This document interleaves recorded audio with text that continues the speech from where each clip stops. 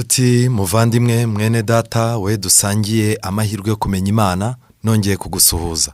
Uyu ni umwanya udasanzwe wo kwiga ijambo ry'Imana. Njyewe ndi mwene so MUSONI Flavien. Reka dusenge. Horaho Mana nziza, izina ryawe rihabwe icyubahiro. Twongeye kuza mu bwiza bwawe tugusaba ubwenge mu gihe nk'iki ngiki, dukeneye ubwenge mvajuru. Tugusaba ubutwari mu gihe nk'iki ngiki, udusaba guhagarara mu byimbo. Tugusaba no kugira ibyiringiro mu gihe nk'iki ngiki turimo kujugunywa hirya no hino n'imiraba itandukanye y'imyigishirize. Kandi muri uyu mwanya tumanitse amaboko kugira ngo utufate ikiganza, kugira ngo utuyobore mu bwiza bwawe. Ngaho rero ubwo tugiye kwiga ibyanditswe byera, ngo inubane natwe, umugisha dukomora muri byo ari nawo utuma tugira ubwenge, tukamenya gutandukanya icyiza n'ikibi. Uwo mugisha uduhere muri uyu mwanya tugiye kwiga aya magambo, kandi Mwuka wera duha amatwi yumva iby'Umwuka bw'iri itorero, tubisabye mu izina rya Yesu, amen.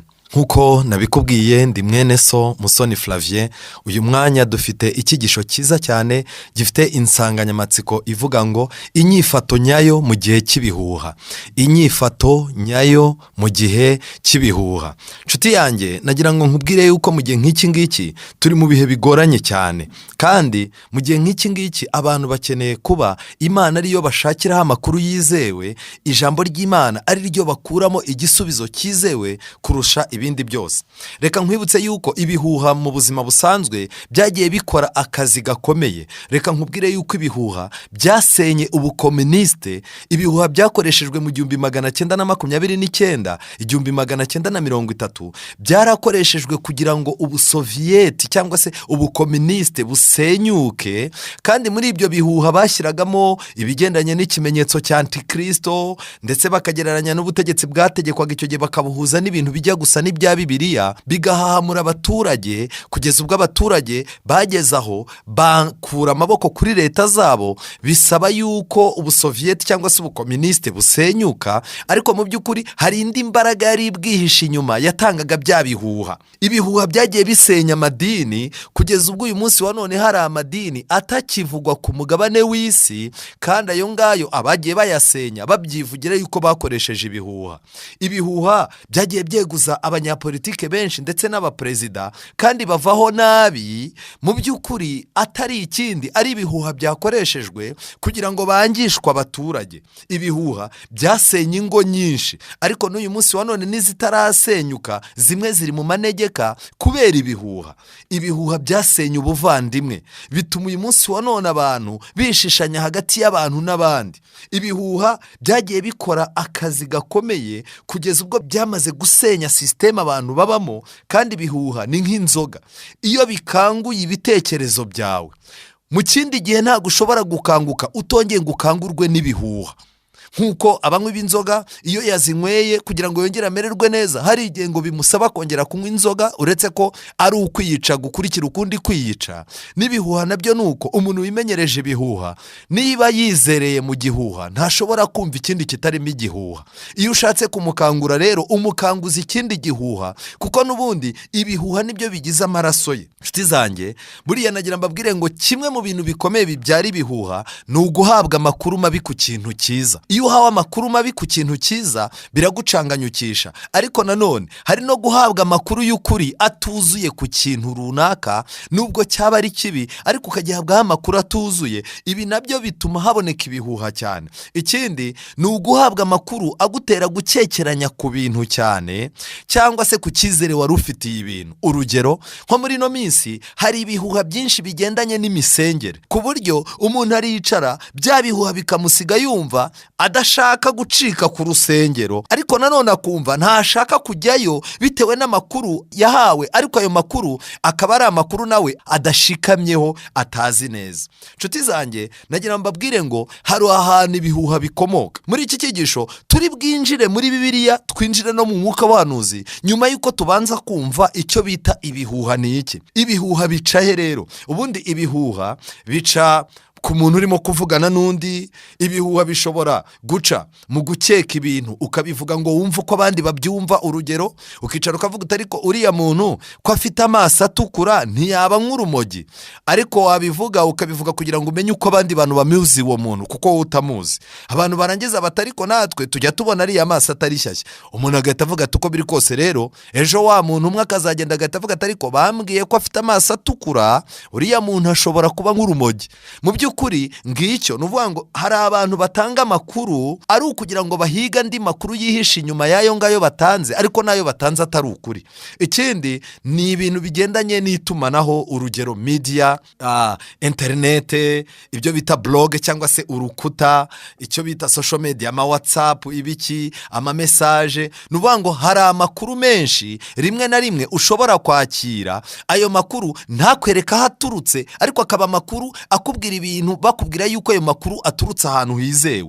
Nanone ikindi kigaragara neza mu bihuha ni uburyo baguha amakuru bakabeshya aho aturutse, kandi uwo bakubwira ko aturutseho atanazi n'ibyo bintu. Urugero, umuntu ashobora gufata amakuru runaka yarangiza agashyiraho ifoto yanjye cyangwa se agashyiraho ifoto y'undi muntu, yarangiza munsi akagenda agashaka ahantu wigeze gusinya, wenda mu bintu by'akazi cyangwa iki, cyangwa se ahantu wasinye ya sinyatire akayifotora na telefone. Hari uburyo umuntu ayitunganya akayishyira munsi ya magambo, ku buryo wizera ko ayo magambo yavuzwe na kanaka ari we wabyanditse.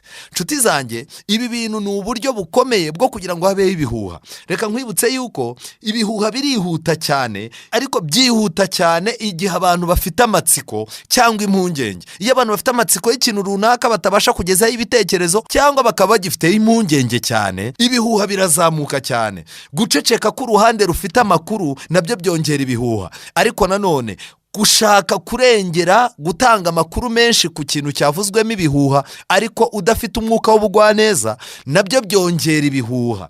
Ariko najya mbabwire inshuti zanjye, amakuru y'ibihuha aravuna kuyabona. Niyo mpamvu iyo bibaye ngombwa yuko amakuru y'ukuri abantu bayabona batayizera, kuko kubona ibihuha bisaba kuvunika. Ikindi, amakuru aho aturutse, ubushobozi cyangwa ubumenyi bw'uyatanze no kumenya ko akugezeho agifite umwimerere ni ingenzi cyane. Basore bagenzi banjye mukoresha social media, bantu bakuze, ndagira mbabwire ngo turi mu gihe cy'ubuhanuzi bukomeye, aho hari ibintu bimwe birimo gusohora by'ukuri ukurikije ibyanditswe byera twasomye, ariko harivangamo n'ibindi bintu by'ibinyoma. Kandi impamvu byivanga ni ukugira ngo tuzageraho tuve ku mwimerere wa Bibiliya n'umwuka w'ubuhanuzi twizera, tuzisange turi mu kirere. Iyo umuntu rero ageze mu kirere aba ashobora guhutazwa n'inyigisho n'imiyaga y'imyigishirize ibonetse yose. Nshuti zanjye, nagira mbabwire ngo ibihuha bigorana cyane iyo byashinze imizi mu mateka ya kera. Mu magambo make, iyo umuntu aguhaye igihuha akanakubwira ati iki kintu kigeze kubaho, wenda dufate urugero, murabizi yuko nta jenoside n'imwe ishobora kuba batabanje kwinjiza ibihuha mu mateka. Aba bantu bakomoka runaka, buriya aba bantu nubwo muri kumwe ntabwo ari bene wanyu, bagatangira bakabita amazina n'ibiki, bagatanga ibihuha bitandukanye, uko bateye, aho baturutse, uko bameze, ndetse bagatangira no kubabeshyira ngo imigambi runaka barimo gupanga kandi itanahari, ku buryo ibihuha byagiye bituma ku isi haba amahano menshi cyane. None ibihuha bifite akahe kamaro mu bigendanye n'iby'iyobokamana? Uyu munsi najya mbabwire ngo ibihuha bifite uruhare rukomeye mu gusenya iyobokamana, cyangwa se iyobokamana rigasigara rimeze nk'igipampara ariko risigara riyoborwa n'abantu ritazi. Urugero, kuva igice cya 23 umurongo wa mbere, Bibiliya iravuga ngo nimwumve inkuru y'impuha ntukayamamaze, ntugakoranire mu ntoki n'umunyabyaha, gusezeranira guhamya ibinyoma. Nshuti zanjye, Imana yategekaga abantu kutumva inkuru z'ibihuha. Muri Matayo 24 umurongo wa 6, mu minsi y'imperuka, ijambo ry'Imana rigaragaza yuko Yesu yarabivuze, aravuga ngo muzumva iby'intambara n'impuha z'intambara, mwirinde mudahagarika umutima, kuko bitazabura kubaho ariko imperuka izaba itaraza. Mu by'ukuri muri no minsi turi mu minsi y'imperuka, ariko nubwo turi mu minsi y'imperuka, nshuti zanjye, nagira ngo mbabwire ngo igihuha kigiye gutuma abantu bahagarika umutima, kandi nibahagarika umutima ibyo twizera tuzabita byanga byakunda. Kuko ibyo rero tubonye yuko ibihuha bifitanye isano n'imperuka, bifitanye isano n'ubuhanuzi. Abantu bariho mu gihe gisoza amateka y'isi bagomba kumenya agaciro no kumenya umurimo bagomba gukora n'uburyo bagomba kurinda abantu kugira ngo badatwarwa n'ibi bihuha. Rero mu gutegeka kwa kabiri igice cya 13 umurongo wa 13 Bibiliya iravuga ngo iki: dore uburyo Abisiraheli barebaga inkuru barangiza bakamenya niba iyo nkuru atari igihuha. 13 umurongo wa 13 wakumva inkuru y'umwe mu midugudu yawe Uwiteka Imana yawe iguha guturamo bavuga bati: hari ibigoryi byaturutse hagati muri mwe bishukashuka abo mu mudugudu wabo biti tugende dukorere izindi mana mutigeze kumenya. Umurongo wa 15 uzabibaririze ubishakishe ubigenzure nusanga ari iby'ukuri bidashidikanywa yuko ikizira kingana gityo gikorerwa hagati muri mwe, Bibiliya igakomeza ikavuga uko bazabyitwaramo. Rero uyu munsi wa none amahame yayoboraga Abisiraheli niyo agomba kutuyobora natwe abari uyu munsi wa none. Hagomba kubaho kubanza kubaririza, icya kabiri hakabaho gushakisha, icya gatatu hakabaho kugenzura, icya kane hakabaho kureba niba ari iby'ukuri bidashidikanywa. Kumenya ibintu niba ari iby'ukuri bidashidikanywa, ibingibi birasaba yuko umuntu arebera mu by'ukuri. Ngaha rero aho umukristo agomba kugaruka, bya bintu yabonye kuri WhatsApp, bya bintu yabonye kuri internet, bya bintu yabonye hehe, agomba kugaruka gatuza akabishyira ku munzani witwa ukuri. Nta handi hantu dufite ukuri, ijambo ry'Uwiteka ni ryo kuri kandi amahame y'Imana niyo kuri. Ibitabo by'umwuka w'abahanuzi bidufasha kudacanganyukirwa nk'uko abandi bantu bo mu yandi madini bacanganyukirwa. Niyo mpamvu rero ubu buryo Abisiraheli bakoreshaga mu tegeka kwa kabiri 13 umurongo wa 13 bwakagombye kuba urukingo dukoresha uyu munsi wa none kugira ngo tudahutazwa n'ibintu by'ibinyoma n'ibihuha biri hirya no hino. Mu gitabo cy'abacamanza igice cya 7 umurongo wa 9 Bibiliya igaragaza neza uburyo Imana yohereje Gideyoni, imwohereza ahantu haberaga urugamba rw'abanzi, kuko Gideyoni ntago yagombaga guhabwa ibihuha. Iyi Imana ibona hari amakuru abantu bayo bakeneye kandi ayo makuru akaba ari aho umwanzi ari, Imana ifite ukuntu ibigenza ayo makuru akagera ku bana b'Imana. Ariko kenshi na kenshi Satani nawe yagiye yifashisha uburyo azana amakuru y'ibintu arimo gupanga, yarangiza akayazana akayacurika akayahereza abantu bitwa ngo ni abantu b'Imana, byarangiza bikabakura ku cyizere bari bafitiye Imana n'uburinzi bwayo. Abacamanza 7 umurongo wa 9 ijoro ry'uwo munsi Uwiteka arambwira ati: haguruka umanuke ujye mu rugerero rwabo kuko mbakugabije, kandi niba utinya kumanuka jyana n'umugaragu wawe Pura muri urwo rugerero, mwumve ibyo bavuga uhere kugira imbaraga. Mu magambo make, kumenya ibyo mu rugerero rw'umwanzi bavugaga byari gutuma Abisiraheli bagira imbaraga na Gideyoni akagira imbaraga. Ariko Imana iyo yari kubona ibi bintu kubimenya biri bubaca intege, ntago yari kwirirwa imwoherezayo. Mu magambo make, ikintu cyose Imana yakwemera ko itorero rimenya kugira ngo ryitegure kandi rigira imbaraga yuko kunesha kwacu kwegereje, Imana izagikora, izagicisha mu babwiriza, izagicisha mu bavugabutumwa, izagicisha mu bayobozi b'itorero babana n'Imana basenga uko bwije n'uko bukeye, kandi agira mbabwire ngo izabicisha mu ijambo ryayo. Amen. Nuko rero manuka ujye mu rugerero. Amanukana n'umugaragu we Pura, bagera mu ngabo za mbere zari zirinze urugerero. Abamidiyani n'abamareki n'ab'iburasirazuba bari bararaye mu kibaya basa n'irumbo ry'inzige n'ingamiya zabo zitabarika bingana n'umusenyi wo mu kibaya cy'inyanja. Nuko Gideyoni agezeyo yumva umuntu arotorera mugenzi we ati: umva ye, narose inzozi, mbona irobe rya Seyiri ritembagara mu rugerero rw'Abamidiyani ryikubita ku ihema, iryo hema rihera ko rigwa rigaramye. Nshuti yanjye, uyu munsi wa none abapagani ihema ryabo rirahagaze, ariko dufite umutsima, dufite irobe, dufite ijambo ry'Imana, niryo ryonyine rizatuma hatangwa itangazo ngo iraguye iraguye Babuloni. Amen. Amagambo dufite, uburyo twizera Imana n'uburyo tuyikorera, nibyo bintu bifite ububasha bwo kugusha Babuloni. Rero nshuti zanjye, ihema ry'abapagani rigiye kugwa, nubwo uyu munsi wa none abapagani barimo kurwanya ihema ry'Imana ryo mu ijuru n'umurimo ukorerwamo, ariko kunesha kw'Imana turimo turakubona imbere yacu. Rero amaze kumenya ibi bintu, mugenzi we aramusubiza ati: nta kindi, iyi ni inkota ya Gideyoni mwene Yowasi umugabo wo mu Bisiraheli, Imana yamugabije Abamidiyani n'ingabo zose. Nuko Gideyoni yumvise izo nzozi nuko zisobanuwe, ashima Imana, asubira mu ngando z'Abisiraheli arababwira ati: nimuhaguruke kuko ingabo z'Abamidiyani Uwiteka yazitugabije. Nuko abo bagabo uko ari 300 abagabanyamo imitwe 3, umuntu wese amuha ikondera n'ikibindi kirimo ubusa bashyiramo urumuri. ibintu byose byatuma tudahinduka ngo twihane nta kintu byaba bitumariye. Hari amakuru abantu barimo guhiga ariko mu by'ukuri nta kintu atumariye. Ariko nanone hari igihe Imana ibona yuko hari amakuru dukeneye kandi ari mu rugerero rw'umwanzi. Imana ishobora gukoresha abihannye bavuye aho hantu bakatuzanira ayo makuru tukamenya uburyo Imana irimo kunesha aho hantu. Nshuti zanjye, nagira mbabwire ngo si ngombwa ko twizerera mu bihuha. Ntabwo ari ngombwa yuko ibihuha tubigira umugabane w'ibyo twizera.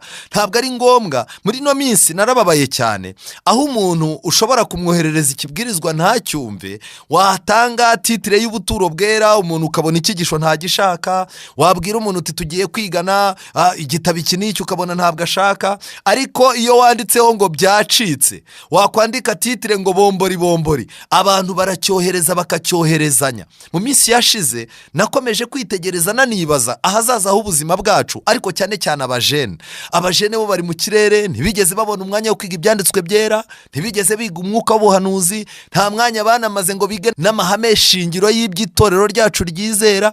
Barimo baramwoherereza ikintu akamiragura bunguri. Nshuti zanjye, reka mbibutse yuko ibihuha byakoreshejwe mu buryo bwo gusenya imbibi z'amadini muri iki cyorezo turimo, kandi koko abantu benshi bamaze gusa aho ibintu umuntu yizera mu idini ry'abanyamyuka usanga ibyo bintu byaje bigirwa ikiganiro ku rubuga rw'abadivanisiti umunsi wa karindwi. Ubu rero nabwo ni ubundi buyobe. Amakuru avugirwa aho umwanzi akorera. Ubumwe no guhuza umugambi byari biriho mu gihe cya Gideyoni birasa n'ibiriho uyu munsi wa none. Inzozi zerekeza ku irobe rya Sayiri, abantu benshi bari mu nyigisho z'ibinyoma hirya no hino bamaze kubimenya yuko iri torero ari iry'Imana. Ariko kubera guhuzagurika kwacu no kudashikama mu byo twizera, barimo baravuga bati ariko se aba bantu ni abanyakuri ko akantu gasohoka kuri WhatsApp, akantu gasohoka kuri internet ukabona nibo bagize ubwoba kuturusha, kandi aribo baza aho ibihe birimo kwerekera aba bantu bite byabo. Ndagira mbabwire inshuti zanjye, mwituze no mu byiringiro nimo tuzaneshereza. Gushima Imana kwa Gideyoni kwatumye abantu bari kumwe n'abasirikare bavuga bati tugiye ku rugamba, kandi amakuru yose ahagije Imana yayaduhaye. Nshuti zanjye, nagira mbabwire ngo uyu munsi wa none ikintu gikenewe ni umuntu ku giti cye. Buri muntu wese akeneye kwiyubaka ku Mana, ntaba akeneye kubakwa n'amakuru akura kuri musoni, amakuru akura kuri pasitoro, amakuru akura ku muyobozi wa korari. Hari igihe bizaba ngombwa yuko isi ibika umuntu wese ku giti cye, kandi nagira mbabwire ngo aho hantu umuntu azahakurwa n'amakuru meza amenywa n'abagenzi bazerera kure y'iwabo. Uyu munsi wa none turi abagenzi bazerera kure y'iwacu. Amakuru meza turimo kumenya nta yandi nuko agakiza kacu katwegereye kuruta igihe cyose twizereye, kandi kugaruka kwa Yesu rikaba ari ryo hame ry'iri torero kukaba kutwegereje. Kubw'ibyo rero, mu nduru, mu miraba, mu ndwara, mu byorezo n'ibiki byose tubona, twebwe dukwiye kubona ikimenyetso cyerekana ko ubwami bw'Imana bugiye kwimikwa vuba bidatinze. Nshuti zanjye, twihuta, mu gitabo cya mbere cy'Abami igice cya 6:8 hari umwami yaricara avuga ati ariko amakuru yacu ajyanwa na bande? Muri twebwe dushobora kuba harimo icyitso, kuko tujya gutegura ikintu cyose bakaba bakimenye. Yari umwami wa Siriya yibaza ibya Isiraheli, ariko umwe mu basirikare waramubwira ati ntugire umuntu wica muri twe databuja, ahubwo Elisa umuhanuzi wo muri Isiraheli niwe ubwira umwami w'Abisiraheli amagambo avugira mu murere. Arababwira ati nimugende mureba aho ari ntuma bo kumufata. Ariko nagira mbabwire ngo uyu munsi wa none twebwe ntago dukwiye kwishakamo ba Elisa. Ntabwo Musoni ari Elisa, ntabwo kanaka w'umuvugabutumwa ukunda ari Elisa, ntabwo pasiteri runaka ukunda ari Elisa. Uyu munsi wa none umwuka wakoreshaga Eliya tuwufite mu ijambo ry'Imana n'umwuka w'ubuhanuzi. Birahagije. Nshuti zanjye, nagira ngo mbabaze, ni igiki Bibiliya itavuze? Ese ni igiki umwuka w'ubuhanuzi utavuze? Twamaze kugeraho dusigaye tuyicara tukemera ibintu mu mitwe yacu, ariko washaka ahantu biri muri Bibiliya no mwuka w'ubuhanuzi ukahabura, noneho ugashaka kubyerekeranya kandi bitajyanye. Mbese ibihuha bifite akahe kamaro? Nshuti zanjye, nagira ngo mbabwire ikintu gikomeye. Yobu 5:12 ijambo ry'Imana riravuga ngo Imana yica imigambi y'incakura kugira ngo amaboko yazo adasohoza imirimo yazo. umurongo wa 13, kandi Imana itegera abanyabwenge mu buriganya bwabo n'inama z'abincakura ikazubika. Ibi bintu bimpa icyizere yuko ntago nkeneye amakuru y'ibihuha. Amakuru y'ibyo namenyeye mu ijambo ry'Imana arahagije, amakuru y'umurimo mfite arahagije, amakuru yo kugaruka kwa Yesu mfite arahagije. Igikenewe ni kimwe, ni ukumenya amakuru y'aho Kristo ari yicaye iburyo bw'Imana, kandi nayo turayafite, turayahabwa n'ibyanditswe byera. Andi makuru dukeneye ni ayahe? Nshuti zanjye, ni byiza kuba mu isi, ariko dukeneye ubwenge butuma tumenya gutandukanya ukuri, amakuru agezweho n'ibihuha n'amakuru yahise. Aha ijambo ry'Imana rimbwiye yuko imigambi y'incakura n'inama z'abantu b'incakura Imana igizubika n'ibyo bapangaga ntibibe. None niba Imana igifata imigambi y'incakura ikayubika ndetse n'inama zabo ikazubika, ejo nuramuka uvuze ikintu wizeye ngo hari aho wagikuye kirizewe, cyangwa ukabwiriza ikintu uvuga ngo kirizewe, warangiza cya kintu Imana imigambi y'incakura ikayicurika, cyangwa icyo kintu kikaba kitanabaye naho wagikuye atari cyo, ari igihuha, abantu bazafata bwa butumwa bwiza wajya kubwiriza bahite bavuga yuko utigeze uvuga ukuri. Kandi mu by'ukuri mu bihe byashize byose wabwirije ukuri, uretse ko wacitswe n'iki kintu kimwe ukivuga utacyitayeho, cyangwa ukivuga nta makuru yizewe ugifiteho. Bantu b'Imana, basore bagenzi banjye, bavuga butumwa bagenzi banjye, bayobozi b'itorero, mube maso, mwirinde gutanga ibihuha, kuko ejo ibintu byose bipfuye twazatangira kuvuga ubutumwa bw'ijwi rirenga, abantu barangiza bati ni bya bihuha byabo, n'ubundi nta kintu cyari cyaba. Dukwiye kwirinda ikintu cyazatuma mu gihe tugiye kwerura iby'inyamaswa n'igishushanyo cyayo, mu gihe tugiye kwerura aho ibihe bigeze, mwitondera ikintu cyazatuma abantu batangira kuvuga bati baracanganyukiwe, n'ubushize bavuze ibintu n'ibyaba. Nimureke tumenye gutandukanya amakuru yizewe n'ibihuha. Twihuta, mu gitabo cy'ibifuzwa ibihe byose banditse amagambo akomeye. Baranditse ngo uku niko bizaba mu rugamba rukomeye ruheruka rw'intambara iri hagati y'ubutungane n'icyaha, mu gihe hari ubuzima bushya, umucyo mushya ndetse n'imbaraga nshya bimanukira abigishwa ba Kristo biva mu ijuru. Hari n'ubuzima bushya burimo gupfupfunyuka mu kuzimu, maze bugaha imbaraga abakozi ba Satani. Buri kintu cyose cyo ku isi kirimo kiragenda cyongerwamo imbaraga. Nshuti yanjye, nagira ngo ubwire ngo uko Imana irimo kugenda yambika ukuri dutwaye imbaraga, ni nako Satani nawe ibinyoma byarimo kubyambika imbaraga, kandi yarangiza aho yabicishaga ntibibashe kuhagera. Ubu ibinyoma birimo biraza. Mu minsi yashize umuntu yohereje message, ariko munsi hari utujambo tugufi twanditseho ngo byanditswe na Revera kanaka, ariko iyo message yarimo inyigisho z'uko umuntu yapfuye abadapfuye neza, bari barimo kubihuza n'amategeko ya COVID n'ibiki. Noneho ugasanga abantu benshi bamo barabyoherezanya ku badivaniste. Karaka message gafite ibara ry'umuhondo, karimo ngo amagare ngo ajyana abantu mu ijuru, ngo nubwo nguma mu rugo ngo irangiye, ngo ariko ngo amagare ajyana mu ijuru, ngo azakomeza gutwara abantu mu ijuru, ngo kandi ngo ibi nibi ngo ntibyemewe, ngo ibi nibi ntibyemewe. Bagenda babihuza na Bibiliya, ariko ako kantu ko nyine kavuga ngo muri iki gihe turimo kidasanzwe, amagare ajyana abantu mu ijuru azakomeza kubajyana. Nshuti zanjye, iyo ni inyigisho y'ikinyoma, ariko birababaje ku buryo umudivaniste afata urubuga rwa WhatsApp, iyo message akayoherereza undi, kubera utuntu tubiri turyoshye hejuru na tubiri turyoshye hasi, ariko ntamenye ko icyo kintu ari ikintu kidahuje n'ibyo twizera. Twebwe ntago twemera ko umuntu yapfuye amagare ahita aza akamutwara mu gihe mwirimbi tumaze kumushyingura, ahubwo twe twemera ko umuntu yapfuye aruhuka, aho aruhukira, aho atumva, atavuga, atagaruka, ategereje umuzuko uzazanwa no kugaruka kwa Kristo byonyine. None turimo turoherezanya abantu amamessage n'ibintu by'ibihuha. Umuntu arimo aricara akabona ikintu runaka, ngo irunaka habaye ikintu akakanya, wajya ko ukabona umuntu arabyohereje. Bantu b'Imana, mwitonde, kubera ko Zaburi ya 15 iravuga ngo Uwiteka, ninde uzatura ku musozi wawe wera, ninde uzaba mu ihema ryawe? Ni umuntu udashyushya inkuru y'umuturanyi we. Murabizi yuko uyu munsi wa none, yaba umuntu imodoka igonze, yaba umuntu wiyahuye, yaba umuntu watandukanye n'umugore, yaba umuntu wavuye mu idini runaka asengeragamo akajya mu rindi, imbere ye y'icyabaye haba hari amakuru 5. Haba hari amakuru yakozwe n'abanyamakuru tutazi ukuri kwayo, haba hari amakuru y'abantu urugero niba ari umugabo watandukanye n'umugore, haba hari amakuru yatanzwe n'umugabo kugira ngo yirengere mu ntege nke ze. Haba hari amakuru yatanzwe n'umugore yerekana ko umugabo we yamunaniye. Haba hari amakuru ya bene wabo n'abandi bantu barebera ibintu kure. Hakaba n'amakuru y'abantu babitoragurira mu mamodoka, babitoragurira muri bisi, nabo barangiza bagatwara ibyo bintu. Niba mwifuza kuzatura ku musozi w'Imana, nimwiyubake ku makuru y'ijambo ry'Imana. Naho ubundi ikintu cyitwa ibihuha cyo kigiye kujyana abantu kibajyane kure.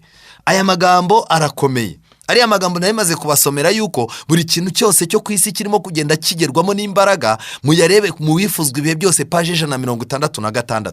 None uyu munsi wa none ibihuha bifitanye isano n'urugamba turimo. Yego rwose. Mu gitabo cya Nehemiya igice cya 6:5 Bibiliya iravuga ngo iki? Maze Sanibalati yongera kuntumaho umugaragu we ubwa 5, atyo afite urwandiko rurambuye mu ntoki ze. Rwari rwanditswemo ngo mu mahanga hari impuha, kandi na Geshemu aravuga yuko wowe n'Abayuda mushaka kugoma, ngo nicyo gituma mwubaka inkike, kandi ngo urashaka kuba umwami wabo. Uko niko izo mpuha zivugwa. Ngo washyizeho n'abahanuzi bo kwamamaza ibyawe i Yerusalemu, ngo mu Bayuda harimo umwami. None ngwino tujye inama, kuko izo nkuru batazabura kuzibwira umwami. Nanjye mutumaho nti, ibyo uvuze ibyo nta byabaye, ahubwo ni wowe wabyihimbiye mu mutima wawe. Bose bashaka kudukangisha, bibwira yuko amaboko yacu azatentebuka, umurimo ntukorwe. Ariko Mana yanjye, unkomereza amaboko. Amen. Dukwiye kwikomeza ku Mana yacu kuruta kwikomeza mu bihuha. Uyu mugabo witwa Sanibalati yabonye Nehemiya arimo kubaka, areba uburyo ibintu arimo kubaka bikomeye. Aravuga tumva, ibi bintu nta kuntu uyu muntu twamuca intege. Reka twohereze ibintu by'ibihuha, twandike impapuro z'ibintu bitabaye, tuzohereze mu bantu. Niturangiza twohereze n'urupapuro uyu mugabo, tumubwire yuko mu mahanga hari impuha. Ndagira ngo mbabaze abantu basomye igitabo cy'abahanuzi n'abami, paje ya 611 ku cyigisho cya Nehemiya nyine. Ndagira ngo mbabaze nshuti zanjye, mwasanze urugamba Nehemiya yarwanye narwo yubaka asana inkike atari rwo rugamba abadivantisiti bagomba guhangana narwo? Yego rwose. Abayobozi b'itorero, abavugabutumwa n'abantu bose bakora inshingano zera bagiye guhangana n'ikintu cyitwa ibihuha, kandi abizera batimenyereje Imana ibihuha bizabakuramo. Reka tujye mu gitabo cy'abahanuzi n'abami paje 610 tumenye impamvu zatumye kuki uyu mutego w'ibihuha ari wo wakoreshejwe. Iyo mu by'ukuri izo mpuha ziba zarakwirakwijwe, hari kuba hari impamvu yo kuzitaho, kuko bidatinze zari kugezwa ku mwami washoboraga kugira icyo yikanga umuntu gito cyane, maze bikamutera kumufatira ingamba zikomeye cyane. Mu magambo make, ibi bihuha byari byateguwe, byari ibyo gutera politike kutizera ibintu Nehemiya arimo gukora. Ese najya mbabwaze, nta bihuha bizakoreshwa kugira ngo leta itizere itorero? Rwose n'ubu byaratangiye. Niyo mpamvu muzajya kubona mubone abantu bari aho badashaka kwiga, abantu badashaka kugira ikintu bakora, abantu benshi cyane bamaze gucanganyukirwa n'ibyo kwizera byinshi, bakaba bizera ibintu biri mu kirere bidafite aho birimo gukomoka mu byanditswe byera. Iyo umubajije uturi umucyo ahita akubwira ati ndi umudivaniste. Rero nshuti zanjye, hari ikintu kibyihishe inyuma. Nehemiya amaze kubona ibi ngibi, ariko Nehemiya yari azi neza ko urwo rwandiko ari urw'ibinyoma rwose, ko rwandikiwe kumutera ubwoba no kumugusha mu mutego. Uyu mwanzuro yagezeho washimangiwe n'uko urwo rwandiko rwoherejwe rufunguye, bigaragara nta gushidikanya ko abantu basomye ibirurimo, kandi ko rwabakuye umutima rukabatera n'ubwoba. Nehemiya yahise aboherereza igisubizo kivuga kiti, ibyo uvuze ibyo nta byabaye, ahubwo niwe wabyihimbiye mu mutima wawe. Nehemiya ntiyari ayobewe amayeri ya Satani. Yari azi ko ibyo abanzi be bageragezaga byakorwaga kugira ngo bice intege amaboko y'abubatsi, bityo umwete wabo ugwabire. Ibintu byose byaca intege abubatsi, ibintu byose byaca intege abashinzwe umurimo, ibintu byose byaca intege itorero, bigaca intege abizera ntibumve bagikunze itorero, bigaca intege abaturage ntibabe bakibasha gutega amatwi ibyo ibyo leta yabo ibabwira. Ibi bintu bigomba gukoreshwa n'abantu b'agatsiko kari ku ruhande, ku buryo abantu bacanganyukirwa ntibabe bakibasha no kumenya gutandukanya icyiza n'ikibi. Mbega ikintu gikomeye. Reka twihute. Nshuti yanjye, mu gitabo cy'ubutumwa bwatoranijwe volume ya mbere paji ya 57 baranditse ngo ntibikwiriye kudutangaza igihe ubuyobe bufashwe nk'amahame y'ukuri n'abantu bafite irari ry'ibinyoma. Abarwanyaga Kristo bagiye kenshi barwanya kandi bagacecekeshwa n'ubwenge bwarangaga amagambo ye. Nyamara bakomezaga gutega amatwi impuha zose babishishikariye. Abantu bose mu gihe cya Yesu bakurikiraga amakuru y'ibihuha yavugwaga kuri Yesu. Byarangiye bamubambye batazi ko ari Mesiya. Nshuti zanjye, igihe cyose hari uruhande rubona abantu bashishikariye ibyo barimo kandi bigiye kugera ku musaruro, uburyo bwiza bwo kugira ngo abo bantu bateshwe icyerekezo ni ugukora ibihuha. Bya bihuha bigatuma ikintu kiba ntibamenye ko icyo kintu kirimo kuba. Ubu nagira mbabwire ngo nshuti zanjye, uyu mwanya ni umwanya udasanzwe kugira ngo tubane n'Imana cyane. Buriya mu rupfu rwa Yesu hakoreshejwe ibihuha. Abatambyi bateguye ibihuha kugira ngo bavuge yuko Yesu atazutse. Muzabisoma mu bifuzwa ibihe byose. Ndetse na Pilato nawe amakuru yakiriye yasanze yari arimo ibihuha. Ibihuha byatumye mu munsi wo gupfa kwa Yesu abantu ntibari bazi ibintu birimo kuba. Kuzuka kwe kwarabaye ntibamenye ibyabaye, no kuzuka bazanye ibinyoma by'uko abigishwa be bamwibye. Nshuti zanjye, nagira mbabwire ngo ibihuha buri gihe bituma abantu badafata amakuru nk'uko yari ameze. Uretse umurimo wabaye ku munsi wa Pentekosti watumye abantu bamenya ibyabaye bitewe na Mwuka Wera wamanutse agahishurira abantu, ariko ibihuha byari byarabangije. Uyu munsi wa none rero abantu ibihuha byamaze kubangiza. Keretse imbaraga ya Mwuka Wera, ibijojoba by'imvura y'itumba nibyo byagira ikintu bimara mu mitwe y'abantu kugira ngo baryoherwe n'ukuri n'ibyo bizera. Reka mbabwire yuko muri Yeremiya igice cya 10:21 nahasomye amagambo meza avuga ngo abungeri bahindutse nk'inka ntibasobanuza Uwiteka. Gusobanuza Uwiteka ni ugusenga. Nicyo cyatumye badahirwa. Imikumbi yabo yose igatatana. Dore ijwi ry'impuha riraje. Ikiriri cyinshi kije giturutse mu gihugu cy'ikasikasi guhindura imidugudu y'Ubuyuda amatongo n'ubuturo bw'ingunzu. Uwiteka, nzi ko inzira y'umuntu itaba muri we, ntibiri mu muntu ugenda kwitunganiriza intambwe ze. Iri somo riratubwira yuko hazaza impuha kandi zigakurikirwa n'izindi, ariko nanone izi mpuha nk'uko impuha zo gusenya Abisiraheli mu mitwe yabo zaturukaga ikasikasi ariyo Babuloni, ni nako n'uyu munsi wa none ibihuha byinshi byaducanganyukishije, ibyinshi birimo birava i Babuloni. Nshuti zanjye, birakomeye cyane. Yeremiya 51:44 haranditse ngo kandi nzahanira Beri Babuloni, nzavana mu kanwa ke ibyo yamize bunguri, kandi amahanga ntazongera kumuhombokera ukundi. Ni ukuri inkike z'i Babuloni zizariduka. Bwoko bwanjye, nimusohokemo umuntu wese yikiza uburakari bw'Uwiteka bukaze.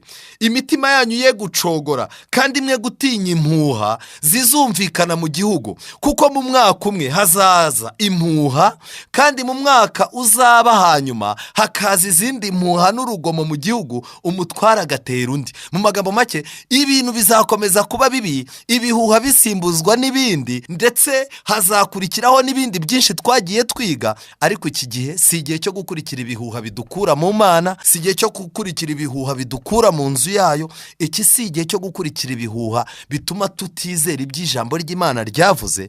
Ni igihe cyo kwiyubaka ku Mana. Mu buhamya bwatanzwe n'umugabo witwa Dr. Alberto Rivera, wahoze ari umujesuite, yavuze uburyo bifashishaga ibihuha mu gusenya amadini ya giprotestani mu gitabo cyitwa Le Crime du Vatican. Ni kuri paji ya 23 kugeza kuri paji ya 31. Hano muri iki gitabo bagaragaje neza uburyo babanje muri icyo gihe cye babanje gufata amadini bayashyira mu matsinda, aho berekana yuko amadini bayashyira mu matsinda, idini ry'Abadivanitsi naryo bagombaga gushaka ukuntu barisenya, ariko ryo barishyize mu itsinda B. Abapenikoti bo bashyizwe mu itsinda C.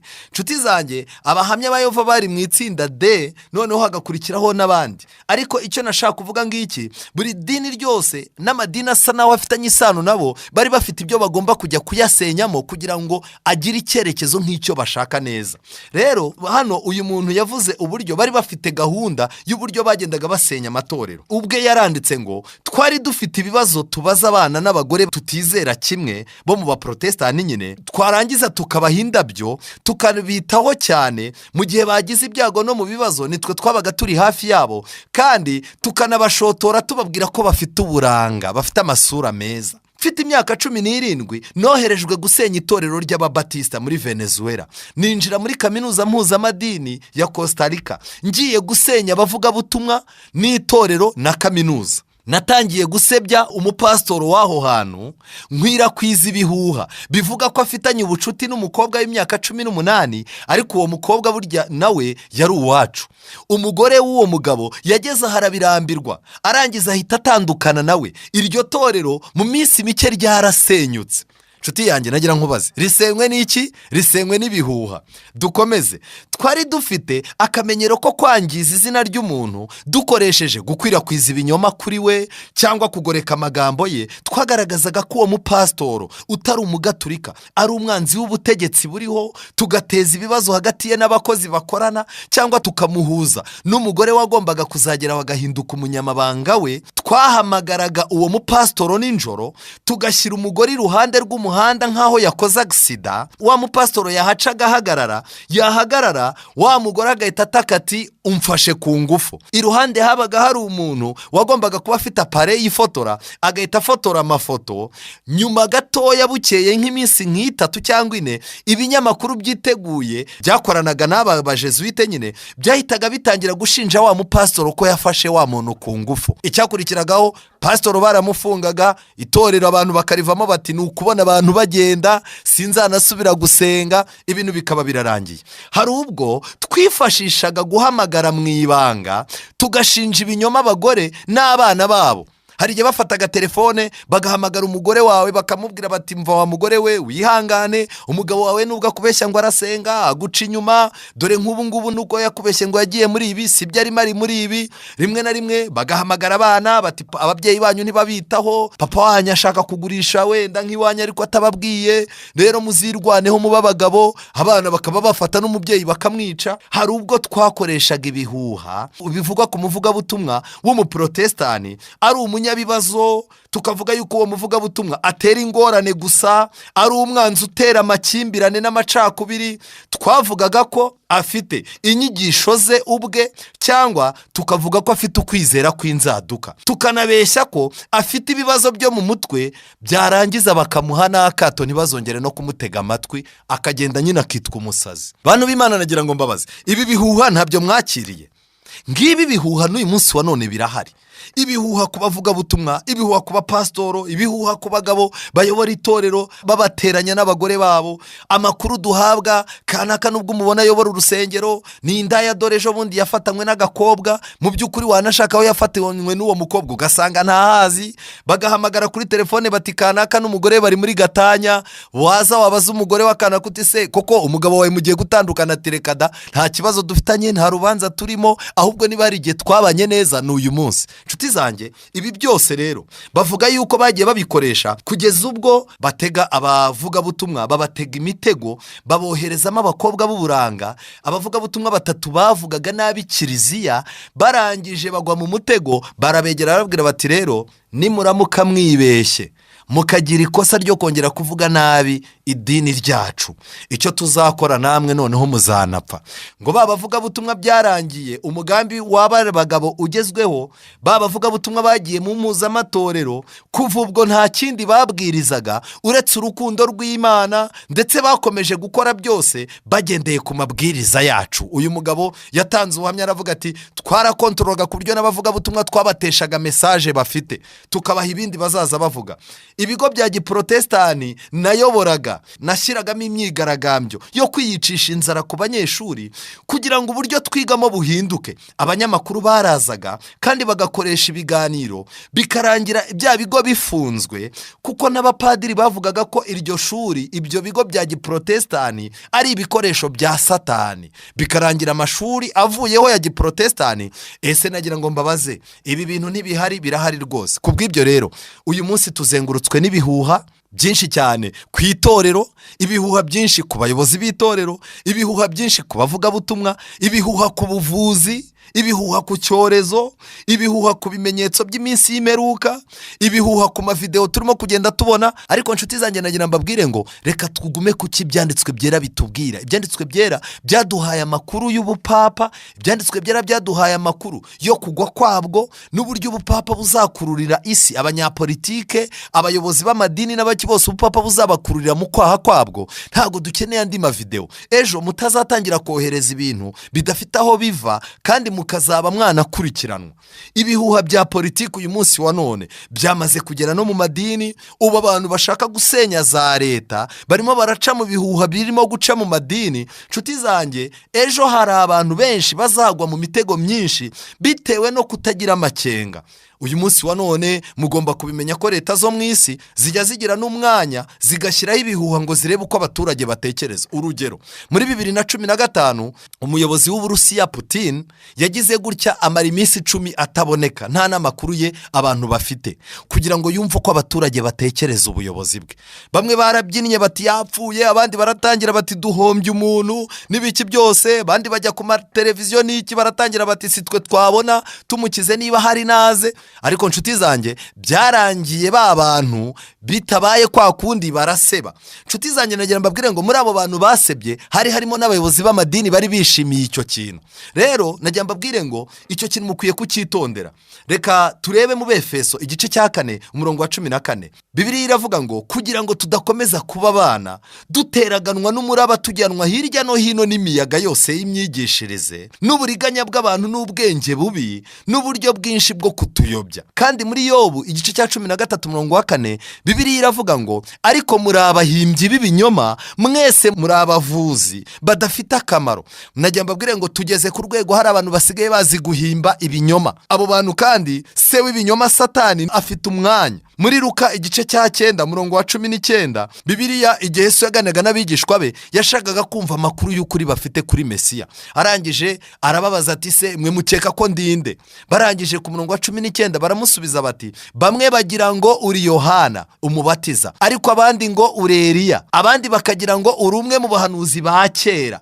Ndetse hano bavugaga ko ashoboka kuba ari Yeremiya wazutse. Arababaza ati ariko mwebweho mugira ngo ndinde? Petero aramusubiza ati uri Kristo w'Imana. Mu magambo make, ntidukwiye kuba turi mu kwizera kwacu harimo ibintu byo kuvuga ngo bamwe bagira ngo, abandi bagira ngo, twumvise bavuga ngo nakiriye message n'iyi. Oya, ugomba kuba ufite ibintu byawe wizera mu Mana ku buryo nta wagutandukanya nabyo.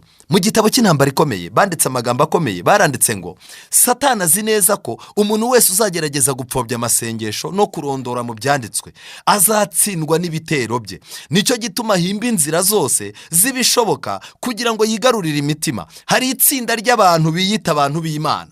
Abo ngabo aho gushaka kumenya ukuri, idini yabo ihinduka iyo gushakisha amafuti cyangwa amakosa y'abantu badahuje imyizerere n'ibitekerezo.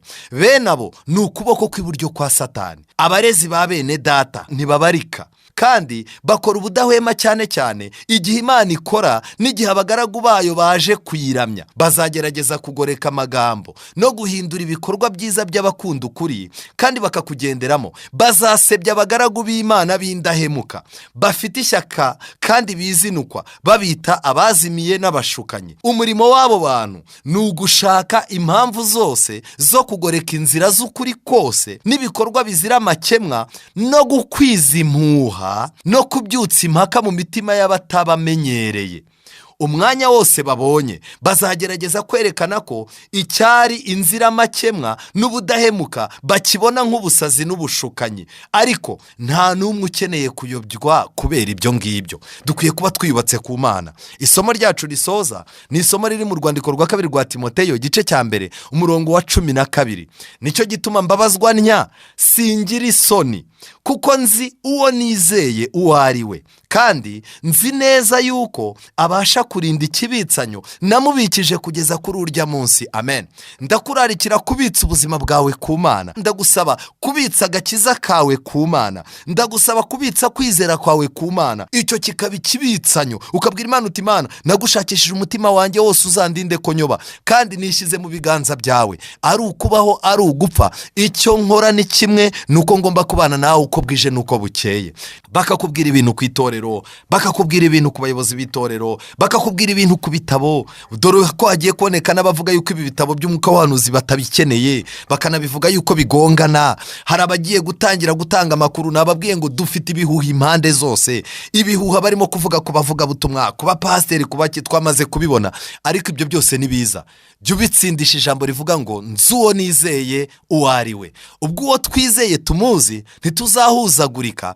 Imana iturinde ibihuha kandi tuyishakeho amakuru yizewe mu gupfukama dusenga, tuyibaza aho twashinga ikirenge, mu izina rya Yesu, amen. Dusenge. Witeka Mana nziza, izina ryawe rihabwe icyubahiro. Tunejejwe n'uburyo wabanye natwe, tumanitse amaboko, twaguye mu mitego, kandi hari na benshi twagushije mu mitego. Twagiye twubakira amakuru dufite ku bintu bidafite aho bituruka, kandi Satani ni se w'ibinyoma, kandi afite abantu benshi bahindutse abahimbyi b'ibinyoma. Uduhe kugira ngo tugire impano yo gutandukanya ukuri n'ikinyoma, tugire impano ya Mwuka Wera yo gutandukanya amakuru yizewe n'ibihuha, kandi tumenye ibyadufasha, tumenye ko bikomoka kuri wowe. Uduhe kugira ngo dupfukame, tubone umwanya wo gusenga, kugira ngo duhe amakuru y'aho twashinga ikirenge mu gihe nk'iki ngiki ibintu byose byabaye akavuyo. Tubisabye mu izina rya Yesu, amen.